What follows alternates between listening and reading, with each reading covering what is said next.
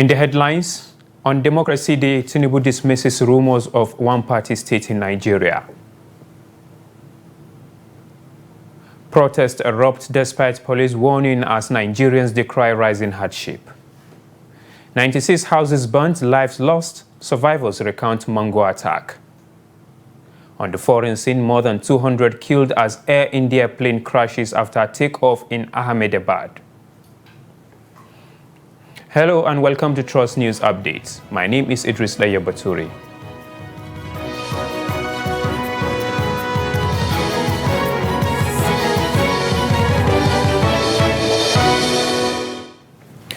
President Bola Tinubu says he does not view the notion of a one-party state as a good for Nigeria, nor has he ever attempted to alter any political party registration with the Independent National Electoral Commission. The president made the clarification on Thursday as he addressed a joint session of the National Assembly on the occasion of Democracy Day. Kehinde Amodu reports. President Tinubu was one of the key players that fought the military for a return to democratic governance after the June 12, 1993 elections were annulled 32 years ago. This address is the first presidential address to the National Assembly on the day, ever since former President Muhammadu Buhari on the 6th of June 2018 declared June 12 as the new date to mark Democracy Day. The tradition previously was to deliver a nationwide broadcast on the morning of June 12, but this year, Tinubu decided to address a joint session of the National Assembly. The first point to emphasize is that he can never be part of any plot to turn Nigeria into a one-party state, hinting that there were efforts to do that as far back as 2003, which he stood against. The president, however, points out that he will not stop anybody seeking to switch political parties, which he describes as bailing out of a sinking ship. To those who reign their land, that the APC is intent on a one-party state, I offer you a most personal promise. While you are alive, as a result of your panic, it rings an error. At no time in the past, nor any instance in the present, and at no future junction, shall I view the notion of one-party state as good for Nigeria. The second point he emphasizes is that fundamental reforms introduced by his administration to correct structural imbalances that prevented maximum growth are already yielding results. He stresses that these reforms have placed the economy on a more rational footing, where critical decisions regarding large-scale investment can now be made. On assuming office, my team and I moved to reform our ailing economy. We introduced fundamental reforms to correct structural imbalances that prevented maximum growth. We are already seeing results. The GDP grew by 3.4% in 2024, with Q4 hitting 4.6%. The highest quarter growth in over a decade. After 33 years, President Tinubu believes the time is right to recognize the efforts of those that died in the struggle to return Nigeria to the path of democracy. He is conferring posthumous national honors on Kudirat Abiola, Shehu Musa Yaradua, Professor Humphrey Nwosu, Rear Admiral Ndubuisi Kanu, Balarabe Musa, Bagautu Kaltho, and 20 others. Also remembered and honored in death are Ken Sarowiwa and the Ogoni Nine. The president is also conferring honors on living legends like Professor Wole Soyinka, Professor Olatunji Dare, Dapo Olorunyomi, Bayo Ononuga, Bishop Matthew Hassan Kuka, Senator Shehu Sani, Femi Falana, and 23 others. This address and the conferment of national honors are tools focused on stirring the nostalgia of Nigerians and convincing them that the present administration is sensitive to the struggle of citizens. The problem is, despite the pitch, Nigerians are still uncomfortably aware of the hardship ushered in by the present government. Only tangible improvements in their living standards will convince citizens that democracy is synonymous with positive change. From the National Assembly, Abuja, Kehinde Amodu, Trust TV News. Now, the People's Democratic Party, PDP, has called on Nigerians to resist what it described as anti-democratic designs of the All Progressives Congress, APC, particularly the plot to foist a despotic one-party regime on Nigeria. The party made the call in a statement by its National Publicity Secretary, Dabo Olagunagba, as the country celebrates Democracy Day on June 12. It called on Nigerians to resist the alleged plot in the interest of the country's democracy. The PDP alleged that the current administration is using poverty as a means to force Nigerians to do its bidding. It accused the APC of being unaccountable to Nigerians and colluding with corrupt leaders in the judiciary and National Assembly. The party called on Nigerians on the occasion of the Democracy Day celebration to stand against oppression from the APC. Now, despite efforts by security authorities to suppress the planned protest in Lagos, hundreds of Nigerians took to the street on Thursday in a bold demonstration against economic hardship and perceived government repression. The report. The protests, which began at the Ikeja underbridge, continued in defiance of warnings issued by the Lagos State Police Command and restrictions placed on public gatherings by the state government. Activists and demonstrators accused the authorities of double standards, pointing out that members of the ruling All Progressive Congress (APC) were also seen at protest sites, visibly identifiable by party attire, including face caps and uniforms. Well, we can see so far now that despite the attempt to disrupt this protest, especially Commissioner of Police in Lagos State and its machinations over the last 48 hours, to make sure that this protest does not hold, we are here to. They even have out their sponsored agents, despite the fact that Lagos State government is saying that processions will only hold in certain restricted places.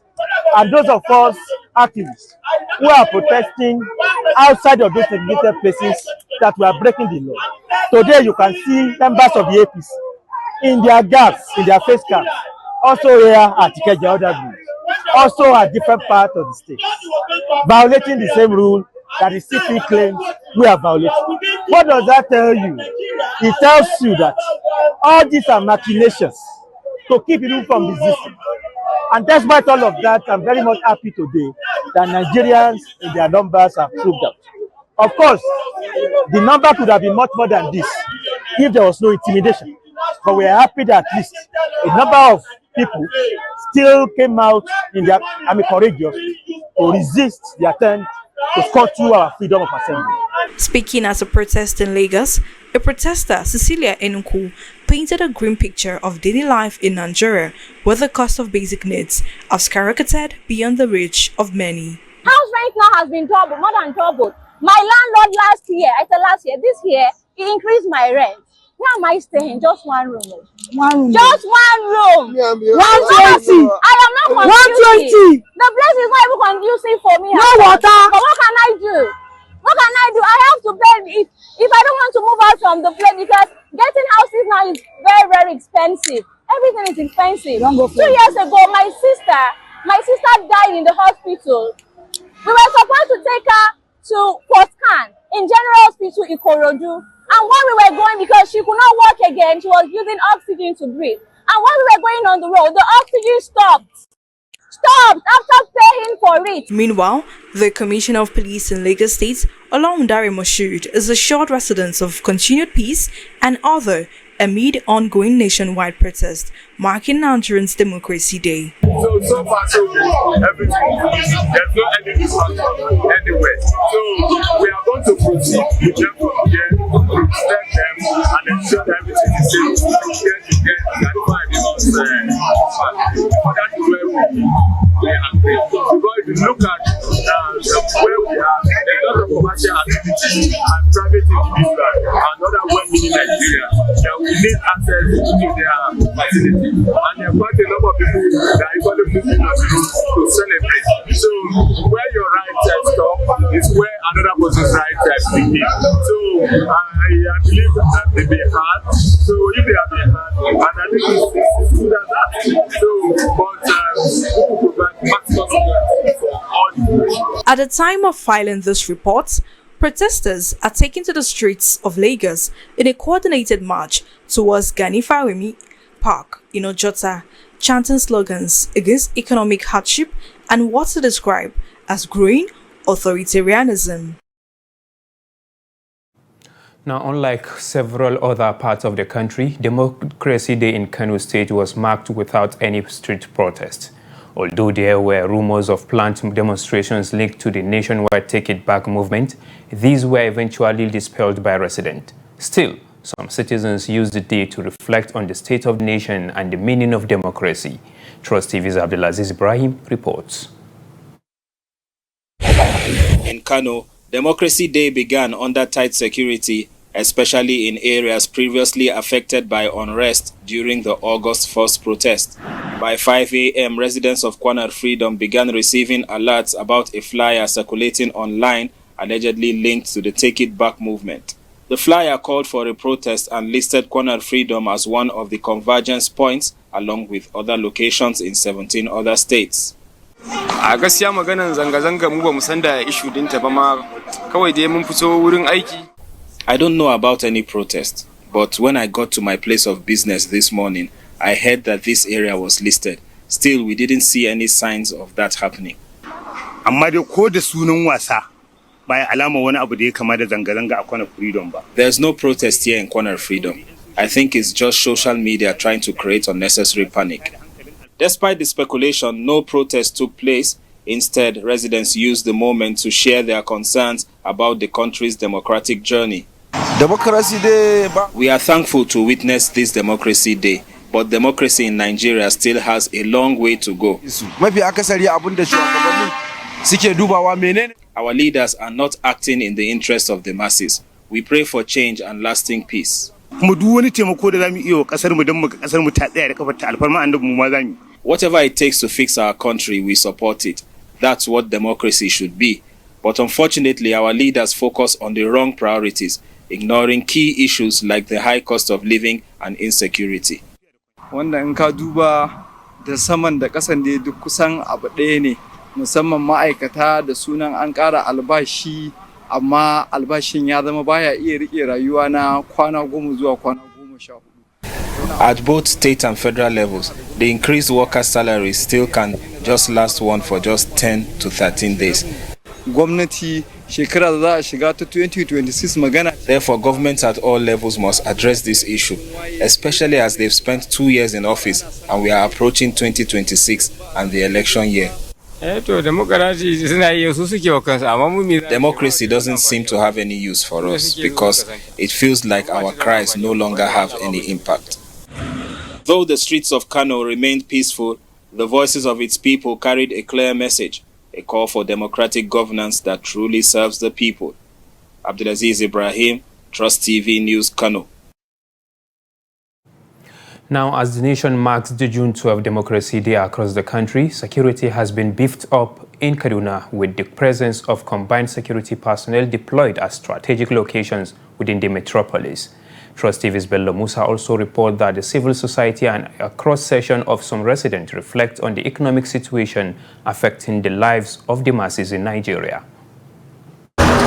Unlike other states, the day was celebrated in Kaduna without protest, event or procession by civil society groups or demonstrations by the Take It Back movement. However, some members of the People's Redemption Party under the late Balaraba Musa political family celebrated the day reflecting on the sacrifice of Balaraba Musa and other heroes of the June 12 fighters. Though June 12 has been recognized and declared a public holiday to commemorate the heroes of our democracy struggle, particularly the late MQ Abiola, who paid the supreme sacrifice. The celebration of June 12 has remained hollow for its failure to recognize the family of those who stood firm in doubting circumstances and paid the painful price of intimidation, incarceration, and exile. They call on federal government to establish a June 12 Democracy Hero Foundation to recognize those who sacrificed for democracy in Nigeria. The celebration of the day comes at a time when Nigerians are grappling with a myriad of challenges, with some residents expressing divergent views on the happenings in the country. There's nothing like happiness in this country due to the security, and look at the way things is going on. But the present government that has come on board has taken the bull by the horn to make sure that this country come to the level that every of us will know that we are staying in a country that we have to live a good life. We thank God because there is progress as well as several challenges. Political analysts and the public commentators also reflect on the challenges and the way forward. This democratic dispensation has not given rise to any development, meaningful development in Nigeria. It has only succeeded in weaponizing poverty.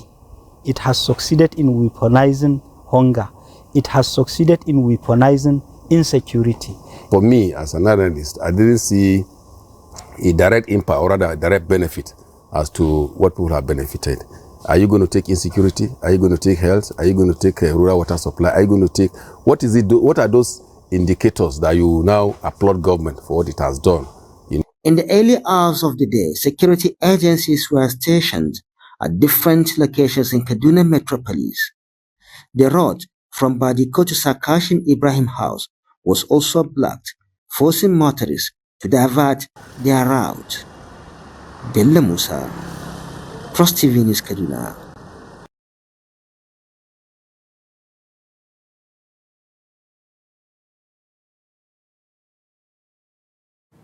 This is the news update on Trust TV. Coming up after the break.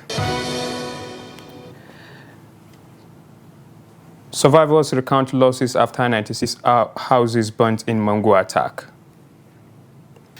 More news when we return. Please stay with us. Welcome back. If you are just joining us, this is the news update on Trust TV. Let's take a look at our top stories again. On Democracy Day, Tinubu dismisses rumors of one-party state in Nigeria. And protests erupt despite police warnings as Nigerians decry rising hardship.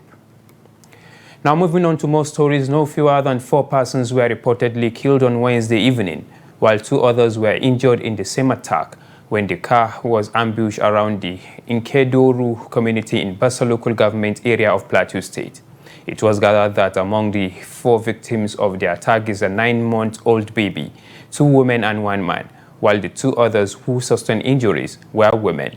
The 4 who were said to be conveying their tomatoes from their farms to an area in Nkendoru community for onward transportation to Farangada market in just for sale.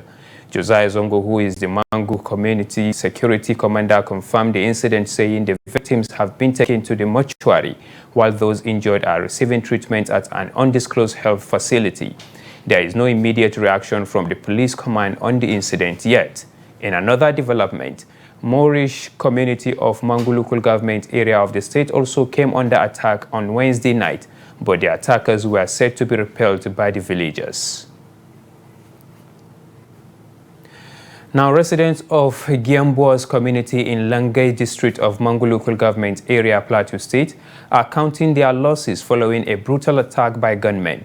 Eyewitnesses allege that the attackers looted food items, mattresses, livestock, and other valuables during the raid. Adu Musa reports. According to residents, the attack occurred on Monday morning while people were going about their daily activities. The gunmen, said to have arrived in large numbers, opened fire indiscriminately, forcing villagers to flee. 3 people, 2 women and a woman, were reportedly killed, while approximately 96 houses were set ablaze. Survivors are still reeling from the impact. Yesterday, gunmen attacked our community, firing shots and forcing residents to flee.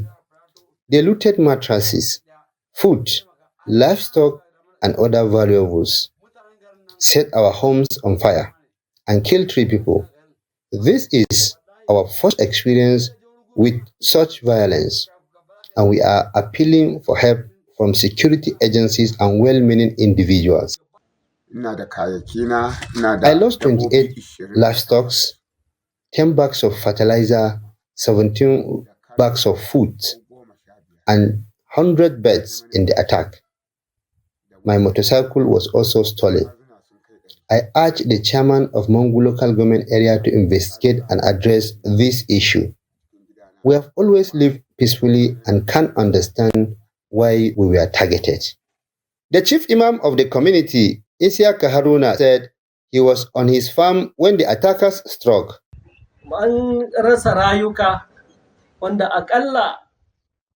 Soon after they arrived, they began shooting and setting houses ablaze. It was a terrifying experience. They destroyed food and other properties and made away with animals and valuables. There is absolutely no justification for this attack. Attacks and killings have become recurring in many communities across Bassa, Riom, Jos South, Bokos, and Mangu local government areas of the state, leading to significant loss of lives and property. Ado Musa, Trust TV News, Jos. Now overwhelmed by the incessant communal violence and bloodshed in his domain, the chairman of Karim Lamido local government area in Taraba State, Bitrus Danjos, broke down in tears during a stakeholders meeting held on Thursday in Karim Lamido town, the local government headquarters. Kneeling before a hall filled with ethnic representatives, including Fulani leaders and security agents, Danjos sobbed openly and pleaded with all groups to end the violence and embrace peace.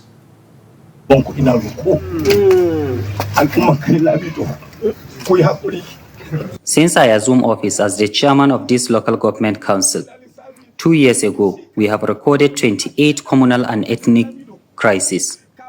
There was a violent conflict between Wurkum and Karimjo ethnic groups, as well as clashes involving Shomo and Wurkum communities.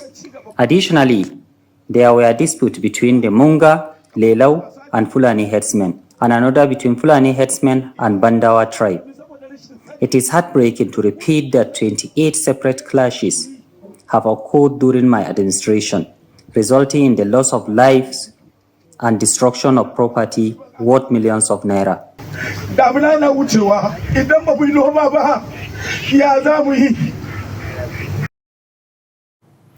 And now in business, Boeing shares tumbled 5.0% in early trading on Thursday after a London-bound Boeing 787 operated by Air India crashed in Western India, likely killing all 242 people on board.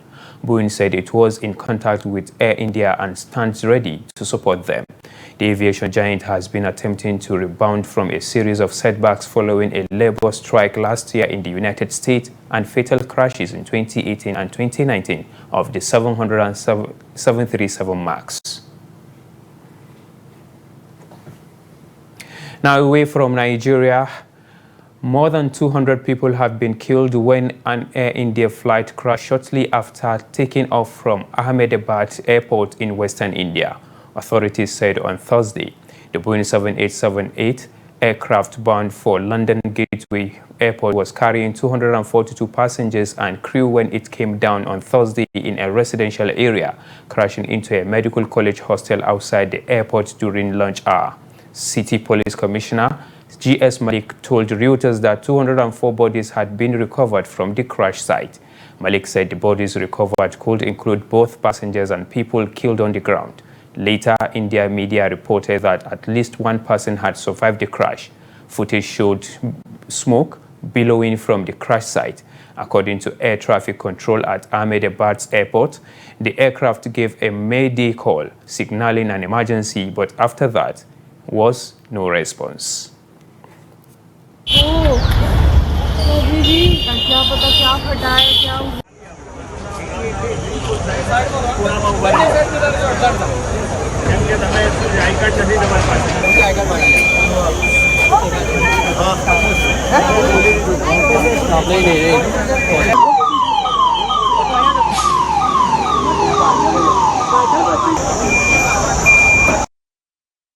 And now in sport, the Super Falcons of Nigeria have remained in 36th position in the latest FIFA Women's World Ranking.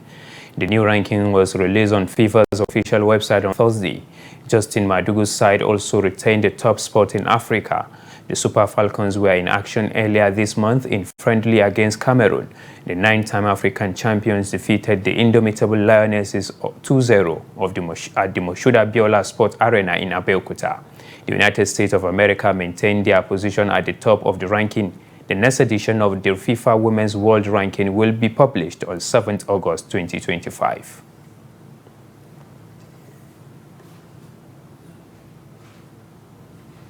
And with that, we have come to the end of the news update on Trust TV. Do not forget to follow us across all our media platforms and also join us on YouTube for more news programs and documentaries. My name is Idris Dayebatura, thanking you for being with us. Good evening.